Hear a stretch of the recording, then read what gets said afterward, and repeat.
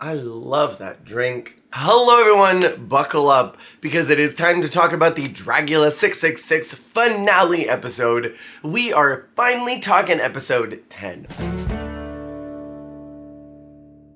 Welcome in, my name is Jer, and we are getting into this finale, girl. This has been such a fun season, and it's been really fun to review. And I've really appreciated all of you consistently coming back and tuning in to hear my thoughts and sharing yours. I feel like it's been fun to interact with this particular season. So thank you for a very fun season, first and foremost. We've gone through a lot of ups and downs, a lot of hits and misses, a lot of challenges that didn't quite meet the mark.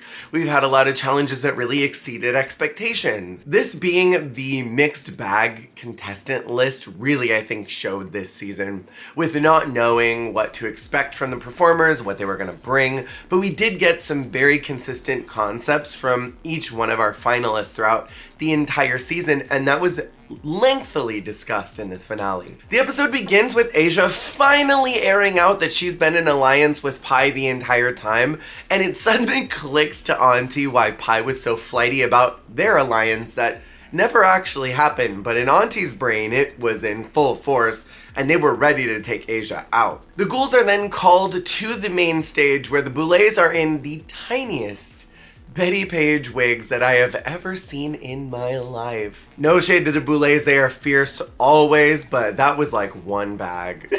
And sometimes one bag is not quite enough, in my opinion. Para mí. They announce that they have to do their very final floor shows, and they have to embody the three pillars of Dragula: filth, horror, and glamour. During the creatives, I was really entranced by Gray spitting off those cow puns one by one. I just really love this dude, and I think he's a good time. I'm gonna miss his presence now that the show is over, but I'm really hoping that maybe we'll see him come back for a Titan season. Throughout the episode, all of the contestants give their reasons why they should win. I'm gonna be honest, Auntie's don't join in on cancel culture did make me feel a little bit funny.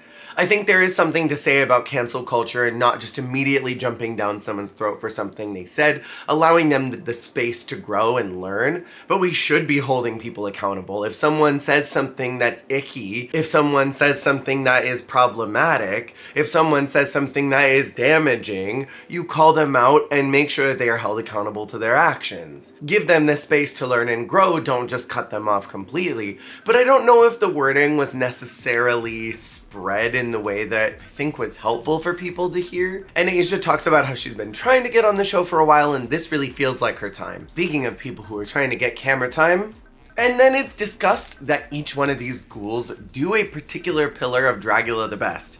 Asia perfectly represents filth, and she's been doing that every single episode, all the way from her clown look in episode 1. Auntie does glamour the best, and I would argue that no one's done glamour to this level since Sigourney. And Gray does horror the best. Every week, Gray is always incorporating this element that makes your skin crawl a little bit, that makes you get the heebie-jeebies. So at the end of the day, the two that I was rooting for, and I mentioned it last week, were Asia and Gray. Not that I don't like Auntie. I think they've got a lot of strong points. I just feel like it's not Auntie's time right now. And I don't see Auntie as the winner of Dragula. So let's get into these final floor shows because I'm very excited to talk about them. Our first category of the night is filth. What a way to start off. I made a pizza before the episode, and thank God I finished it right around the time that creative started, because nothing would have churned my stomach more than watching these while eating pizza, and he didn't like it either. Auntie, unsurprisingly, was very pretty. I love her in mint green. I think she looks beautiful. I don't think the sacks behind her really translated quite the way that I think they wanted to. It was mostly just glamour. That is until the maggots came out, and even then, I don't know if it pushed it enough. Ranking this out of the three of them, this was my third spot. Next out was Gray doing some commentary on the dairy industry, which is filthy and disgusting when you think about it. When you watch videos of cows that are being horrendously mistreated in this industry, I think this is important social commentary, and drag is inherently political, and the dairy industry is very political. And I like that Gray has never been afraid to make commentary about this. We saw this in their 4th of July look. talking about the disgustingness of American consumerism and overconsumption. So I like that this is a through line that Grey has an element of social forward thinking. It was gross and nasty and definitely what I was wanting from this category. And it picked up the slack for what little Auntie brought to this category. The milking, however, was a little more sensual than it was filthy or gross. In a really weird way, it kind of made me feel something. And Grey has this energy, and I don't know if others are feeling it, but every time that man does anything, I'm like, oh. It was in my number 2 spot for the filth category. And then Asia absolutely dog-walked this category, took the number 1 slot effortlessly. From the moment she came out, it was disgusting. That little fly spinning around up here was such a good detail because the way that it moved on that wire made it look like the fly was actually buzzing around her. Eating from the toilet was vile. It made my stomach churn. It was so gross, and I hated it in the best way. Next is the horror category. Auntie was first out, and I kind of wish that maybe they had changed around the placements in this particular one because they switched up Grey and Asia, and then in the next category, everybody got shuffled. So it would have been nice if each one of them had gotten a chance to start out. I thought this was quite fun. It was really campy. I liked the idea of what they were doing. The bright colors were really interesting for a Final Floor show. It was eye-catching. That being said, it wasn't horror. It wasn't horrific. It wasn't scary. It was just cool. It was a fun look. If this was on Drag Race, I would go, holy crap, that's incredible. Yes, diva work. But this is not Drag Race. This is Dragula. So I was expecting a little more oomph. I loved literally every detail of this. I just wanted to shiver. I wanted my skin to crawl. So unsurprisingly, Auntie is in my 3rd spot for this category as well. Asia is second out. Asia's was meant to be a really dark message. As someone who has dealt with self-harm and suicidal thoughts, this is something that I very much was scared to look at. When she was talking about it, I was starting to bubble up feelings that I don't like to think about because those are dark points in my life that I'm not proud of, that I wish I could run away from, but I know marks who I am because some of us are just marked with a little more darkness in our lives. And you can see that Asia has been plagued with this, which is both sad and upsetting to see, but also is nice to see someone talk about it in a really genuine way. The smiling was eerie. It left me feeling unsettled, which I think horror should do that. That being said, I don't think the demon was very scary. However, the performance itself was haunting.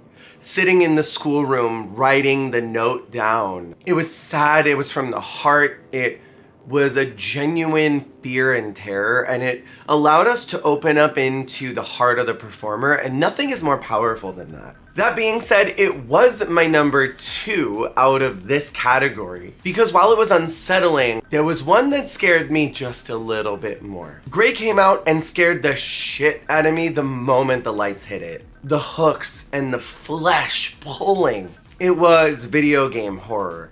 It was Silent Hill meets Mortuary Assistant. I hated this in the best and scariest way.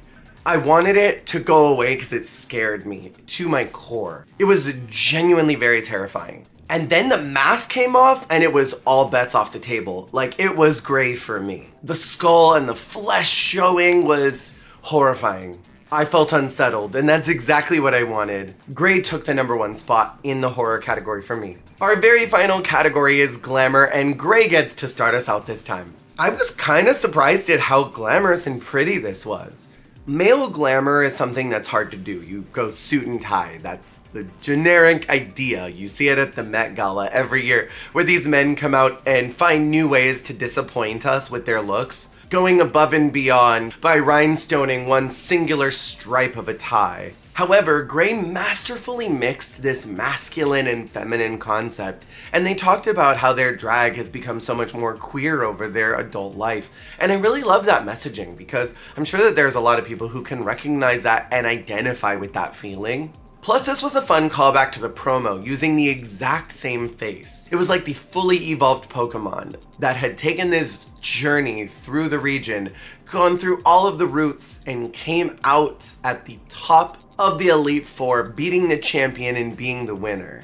I love this silhouette because I've never really seen this before. Red looks incredible on Grey, and to me this gave me vibes of drag queen pageant in hell. There were so many different layers on it, and I loved that. It pushed boundaries, I think, at the end of the day of what I assumed Grey was capable of doing. And so for that reason, for it being unexpected and kind of shocking, Grey was my number one. Next out was Asia, giving me the most stunning mug I've seen from her all season. It legit made me gasp. I think the bones were really well designed and every detail was covered. However, that being said, it was a low-key kind of glamour. And in my personal opinion, it felt a little restrained compared to some of Asia's other looks. Yo, I just realized that this toilet paper has been here this whole time. I've had a sinus cold and I've been using this instead of tissue, and it's too late now. Asia's energy was just a little bit pulled back, and for glamour, I wanted to see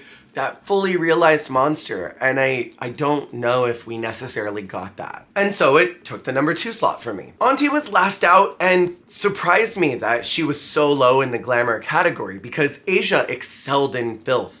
Grey excelled in horror, so I was expecting Auntie to take the number 1 slot in glamour. They looked beautiful as expected. I liked their mixture of both genders for the look, doing something a little more non-traditional by removing the dress portion and going to a bodysuit. And I love cobalt on white. It was just really luxe looking. But that being said, I think the reveal was kind of a mistake. It needed a little more pizzazz. The reveal dress needed a bit more shape and structure to it to have more impact.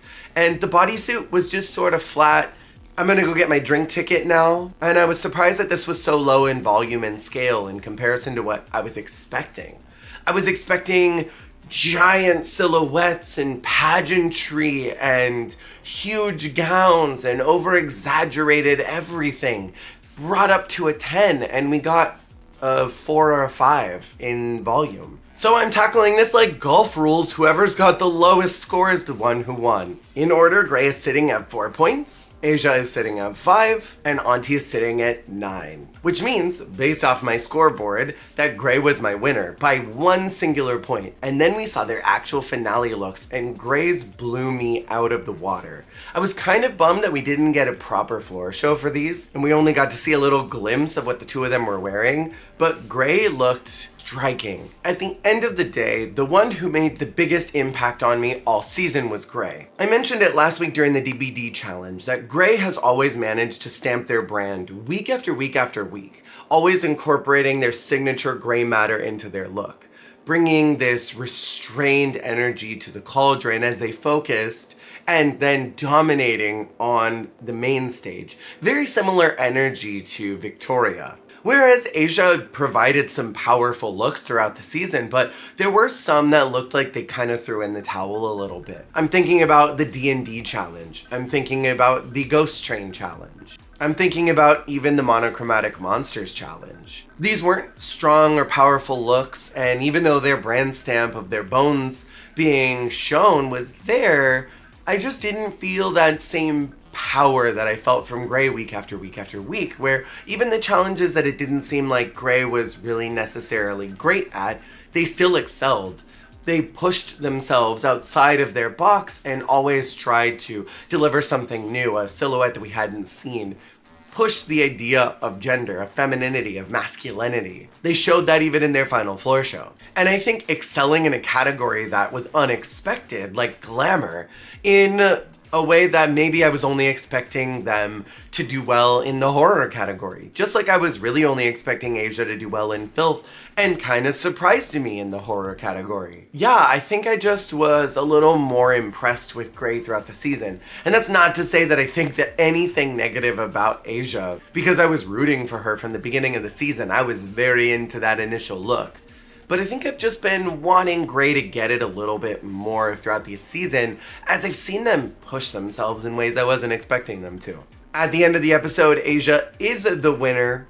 Big congratulations to our new reigning monster. One of them winning means the other one lost. So it leaves me with kind of funny, sad feelings. I want to know what y'all thought about this finale. Who do you think deserved the win in the entire season? And let's do our best to try and be as kind as possible to these monsters. They're humans at the end of the day, and while we may like one person's art maybe a little stronger than someone else's, that doesn't mean that somebody else's art is bad. I'm super excited to see what happens in the next season and what the Boulets do to increase the volume a little bit more as we go into season 7 or potentially another Titans season. I think it's time to play with some Titans. Thank you so much as well for following me throughout the season and coming back episode after episode to hear my thoughts and to share yours. And hopefully I will see y'all on the flip.